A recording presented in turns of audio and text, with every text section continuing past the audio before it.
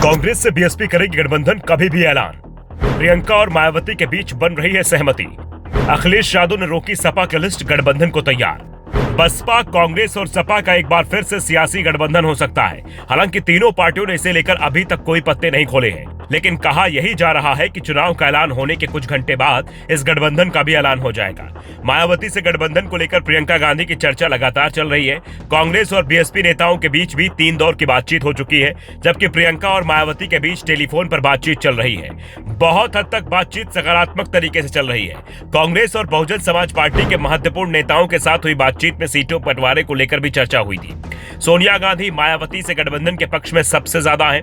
उनकी पहल पर ही प्रियंका गांधी ने इस बातचीत को आगे बढ़ाया है।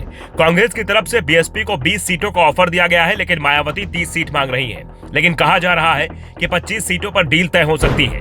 अखिलेश यादव भी बीएसपी को 25 सीट देने को तैयार हो गए हैं। कांग्रेस की तरफ से मायावती को पीएम उम्मीदवार भी बनाए जाने की बात कही गई है, यानी दलित चेहरे को आगे रखकर चुनाव लड़ने की तैयारी चल रही है और इसके लिए मायावती भी तैयार होती दिखाई दे रही है। गठबंधन को लेकर कहा जा रहा है कि अगर सब कुछ ठीक रहा तो 15 मार्च को गठबंधन का ऐलान हो सकता है। इस बीच बीएसपी के संस्थापन काशीराम का जन्मदिन होता है और इसी दिन बीएसपी के इंडिया में आने का ऐलान हो जाएगा। साथ ही मायावती बीएसपी उम्मीदवारों के नामों का ऐलान भी कर देंगी। ये भी तय माना जा रहा है कि 14 या फिर 15 मार्च को चुनाव आयोग लोकसभा चुनाव का ऐलान कर देगा, क्योंकि 12 और 13 मार्च को चुनाव आयोग की टीम जम्मू कश्मीर के दौरे पर जाएगी। वहां से लौटकर ही चुनाव का ऐलान करेगी। बहुजन समाज पार्टी के इंडिया गठबंधन का हिस्सा बनाने की बातचीत के चलते ही समाजवादी पार्टी की बाकी सीटें भी घोषित नहीं की जा रही हैं। समाजवादी पार्टी की ओर से 20 फरवरी के बाद भी कोई भी सीट घोषित नहीं की गई है। ऐसे में कयास यही लगाए जा रहे हैं कि गठबंधन में मायावती की एंट्री होने वाली है।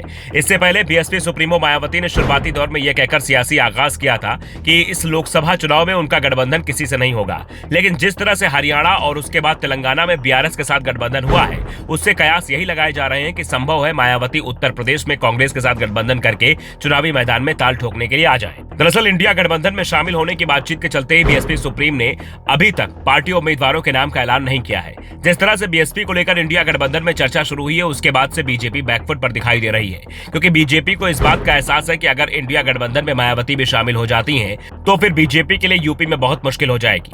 यूपी में लोकसभा की 80 सीटें और अखिलेश यादव तो पहले ही दावा कर चुके हैं कि अगर यूपी की 80 सीटों पर बीजेपी को हरा दिया गया तो फिर केंद्र से बीजेपी की सत्ता अपने आप चली जाएगी और इंडिया गठबंधन सत्ता में आ जाएगा। इसके लिए ही बड़ा गठबंधन तैयार किया जा रहा है।